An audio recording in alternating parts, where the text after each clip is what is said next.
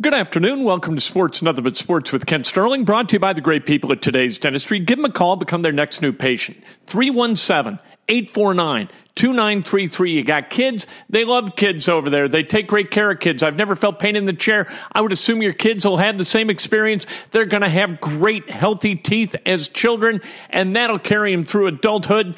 Go to Today's Dentistry. Take your kids, 317-849-2933. The Colts, they practiced this morning, their final practice of camp by themselves. Wednesday and Thursday, they've got joint practices at Grand Park against or with, depending on how you look at it, the Cleveland Browns. Today's workout, no Andrew Luck, no Quentin Nelson, no Paris Campbell, no Penny Hart. Few others sat out as well. Quentin Nelson, minor ankle thing. We know about Andrew Luck. Andrew Luck has a strained calf. It has not responded to the extent that the Colts or Andrew Luck would like to treatment. And so he's sitting. Today, he will sit on Wednesday and Thursday. He's also going to sit at Lucas Oil Stadium on Saturday. Maybe he gets back at it next week. We can only hope, because without Andrew Luck, it's all going to go downhill in a hurry. All right. We really like the raft of quarterbacks, backup quarterbacks, that the Indianapolis Colts have. There's no doubt about that. Jacoby Brissett's a really nice guy, but Jacoby Brissett takes too long to make a decision, and pressure comes. He got hit like 7,000 times the year that he served as Andrew Luck's backup and started the entire season while Andrew Luck had that balky shoulder.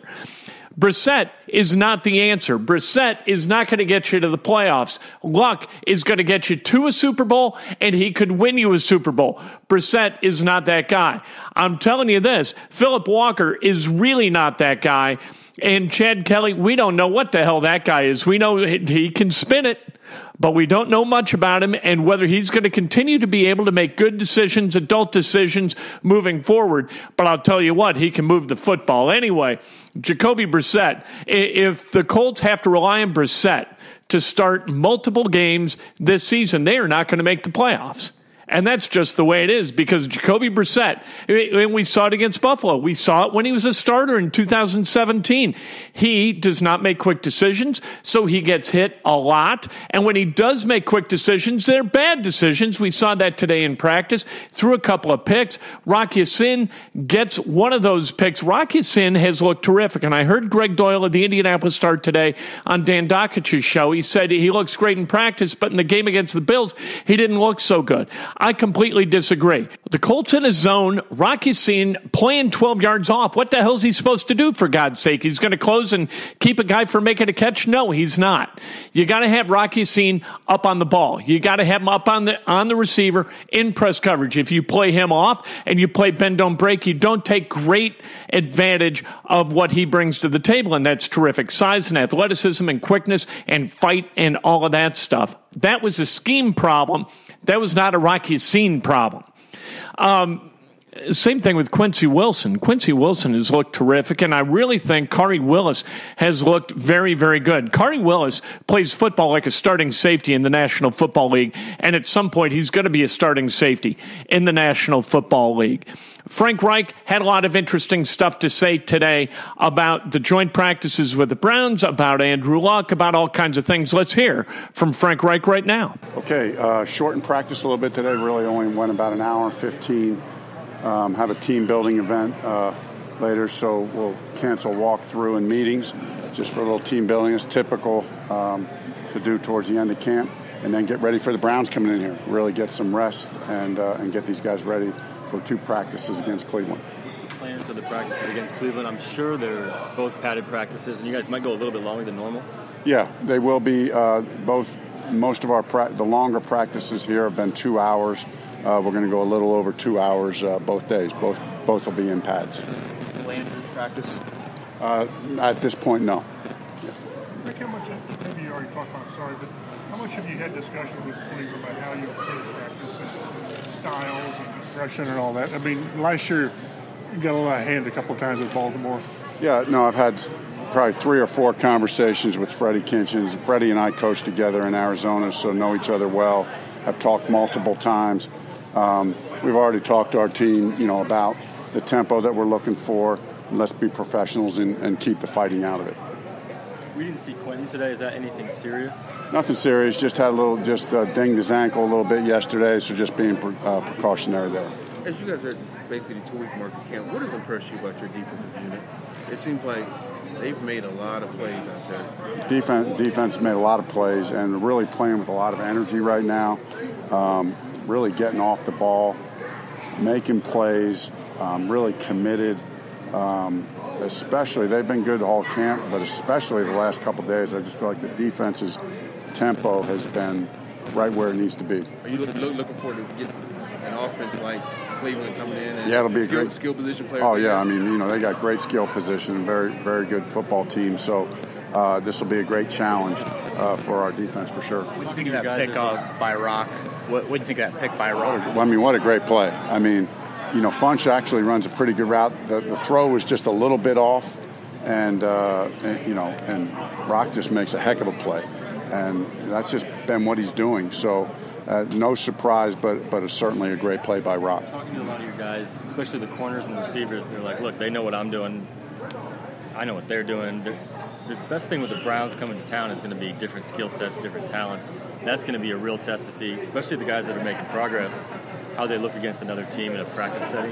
Yeah, no doubt. And as you said, not only different bodies, but at this point in camp and OT, they know what we're doing. We know what they're doing, offense, defense. So you get in a setting like this and it kind of evens out a little bit.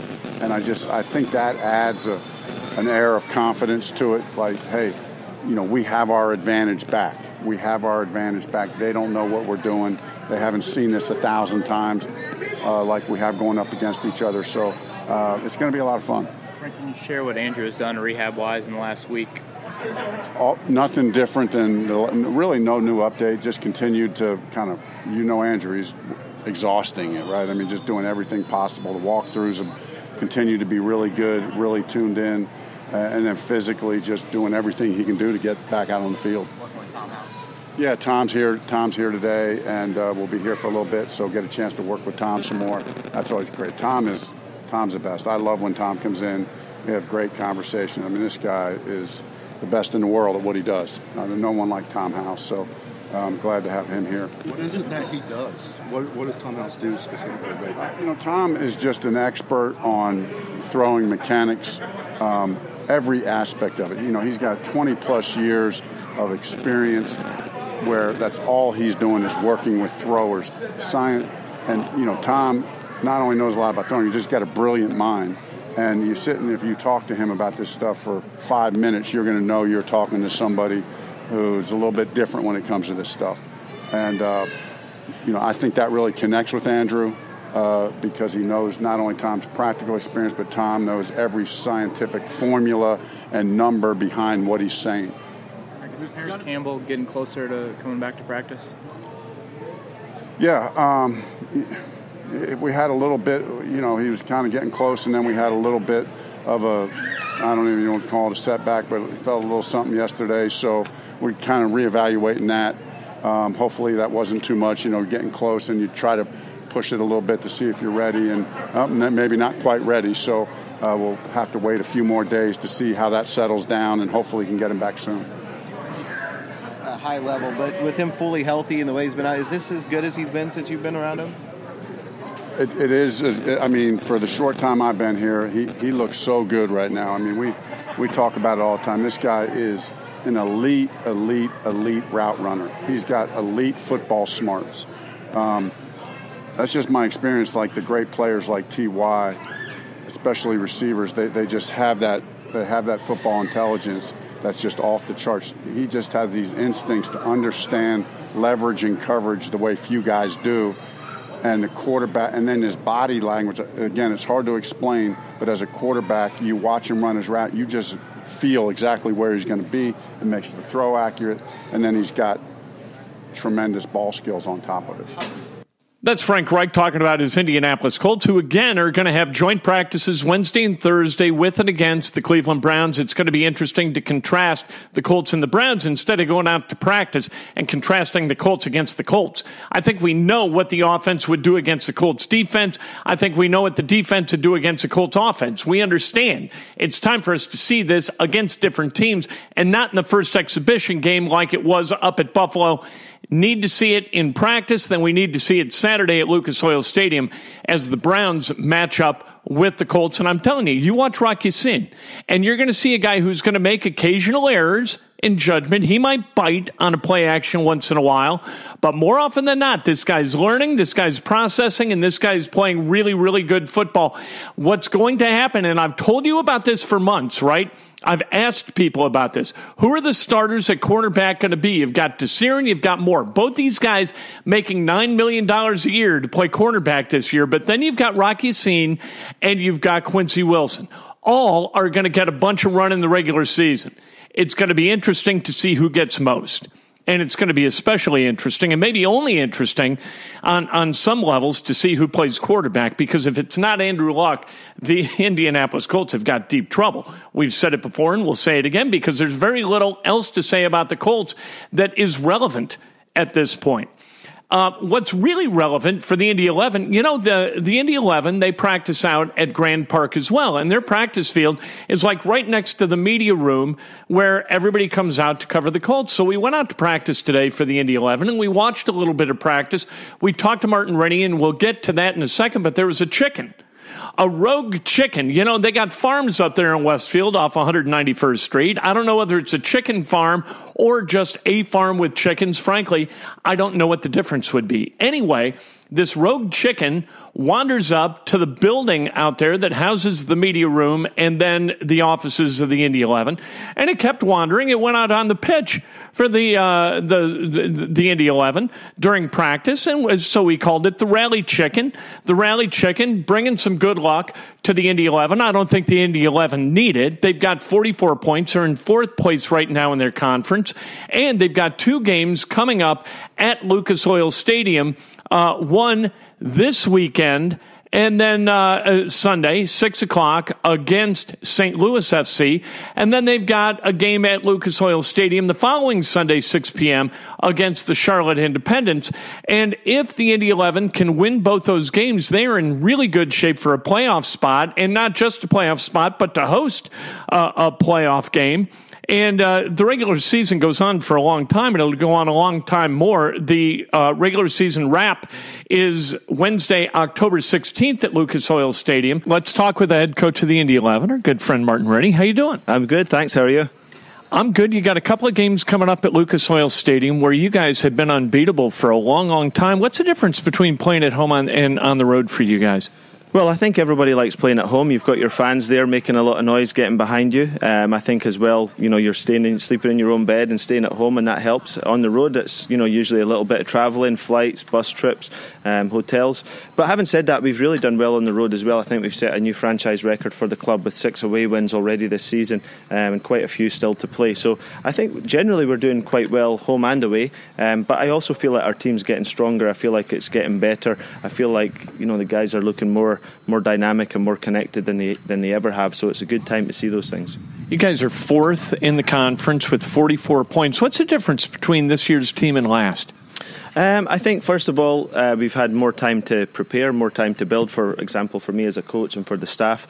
I think we know certain guys have been able to be here for a little while and get used to being here. We've got probably a younger, more dynamic team, a lot of really hungry players, guys who really see this as an opportunity to move up in their career. And so I think those are factors, and I just think knowing the league a little bit better and being around it for a little bit longer, because last season was the first year for the club to play in the USL. Right. So I think it's all those things help for sure.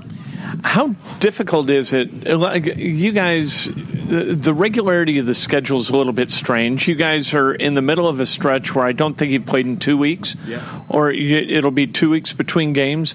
Would you rather play every week and have it be a regular thing, or get a couple of weeks off to get the guys' legs back? I would rather play every Saturday night at 7 p.m. Yeah, I'd rather that for sure. But that's not the way it is, so we have to make the most of it. And I think, what we've done on this occasion is we're going to play a scrimmage game in Detroit against a good team there tomorrow, so that means that we keep in a rhythm, we keep playing as best we can. But if we could, we'd probably like to play each week, but it's not the way the schedule is, partly because the stadium, Lucas Oil's not available when we need it. So we just have to make the most of it, and I think we are. Yep. Is it time to start thinking about the playoffs, or is that so far off that you guys are just taking care of business? I think that's far off. I think ultimately we're about competing really hard right now, and I think sometimes people look at the season too much like, oh well, get in the playoffs and then anything can happen. Like, what we're trying to do is be a dominant team throughout the regular season and continue that in the playoffs. So we've got a lot of work to get that right, but we're on the right path, and that's really our focus, is just the regular season right now. That's Martin Rennie, the head coach of the Indy 11. The Indy 11 again with a game this Sunday at Lucas Oil Stadium against St. Louis, and then the following Sunday as well against Charlotte. Both those games at 6 p.m. and again, both those games at Lucas Oil Stadium. Get out there, cheer your hometown team, the Indy 11. Let's go. Major League Baseball released their regular season schedule for 2020. I don't understand. Like, you look at the NFL and you look at the NBA, and what the NFL and NBA do absolutely beautifully is manage their off season so different stories kind of pulse throughout the off season and garner media attention. Baseball is the only league that I'm aware of anywhere, anytime, that releases its regular season schedule for the following year during the season prior that is being played. We're not thinking about next season. We're not thinking about when the Chicago Cubs are going to open, either on the road or at home, or when their home opener is going to be. We're not thinking about any of that crap yet. What we're thinking about is, how are the Cubs, with their bullpen in the state it is and the starting pitching in the state it is, how are they going to make a meaningful run in the postseason if they even get to the postseason? We're thinking about that. 2020 is way far away, but Major League Baseball is so squirrely in its thinking that it releases its regular season schedule for 2020 on August 12th of 2019. That not enough O's and stupid, for the love of God. You've got to manage your media better than that if you're Major League Baseball. Major League Baseball will tell you they have no problems because attendance is fine. You know what? Attendance might be fine, but how many people are watching games on TV? How many? Less and less and less and less. And as people continue to make decisions with their fingers and with those clickers, Major League Baseball has got to figure out, its ass from third base. And if it can't do that, it's going to continue to see market share erode and erode and erode and erode. I just don't understand it. Like, this doesn't make any sense at all. There's some things where you can come up with sort of an idea as to why something happens. There's a story, and you're like, okay, I guess, whatever. Maybe there's a good reason, and here is a possible good reason.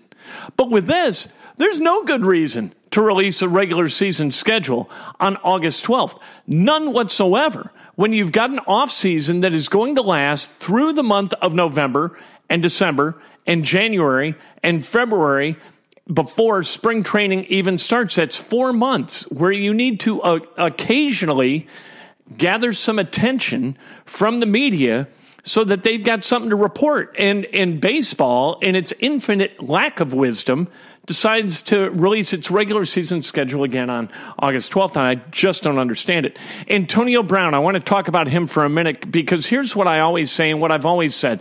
I've said this on the radio a million times. You don't do business with crazy. When you invite crazy to the party, what happens? Your party gets crazy, and you don't want your party to get crazy. All right? You don't want people from out on the street to come into your party and run roughshod over your house. You don't want that, and that is what Antonio Brown does, and that is why you don't do business with Antonio Brown, and the Oakland Raiders are figuring that out. During the offseason, he goes to France, has some kind of cryo treatment on his feet. They get frostbitten. Have you seen the pictures of his feet? They're awful. It's awful to look at. That's going to take a long time to heal properly. And then he wants to wear his helmet. Here's the thing. Former NFL players, many of them, have sued the National Football League to seek damages because of CTE and other brain-related illnesses that you can trace back to a life playing football. And maybe improper headgear, as the NFL was aware that playing football, the constant concussing of the head because of playing football is going to cause you damage to your brain that's going to be lifelong, and it's going to be debilitating. All right, the NFL knew that stuff. They didn't do anything about it. Now they're trying to do something about it. They're ruling that some helmets just don't pass muster and that players can't wear them because what the NFL wants to do, number one, they want to get rid of these lawsuits. They don't want more lawsuits.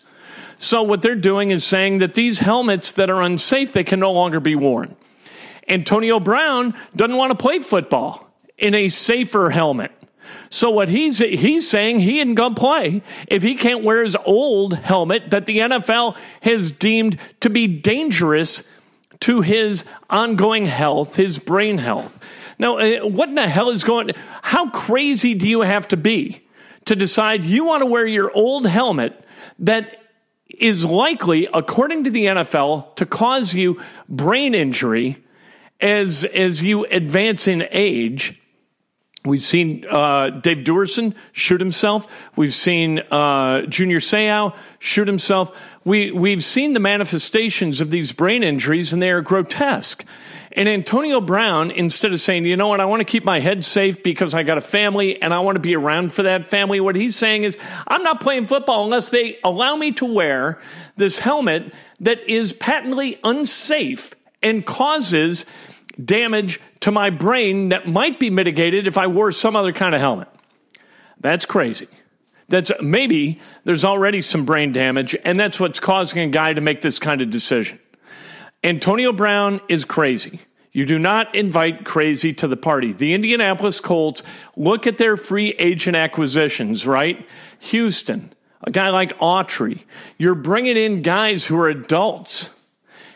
This guy, not an adult, crazy, might be the most gifted receiver in the NFL, certainly the most productive receiver in the NFL, but crazy, and you don't win with crazy.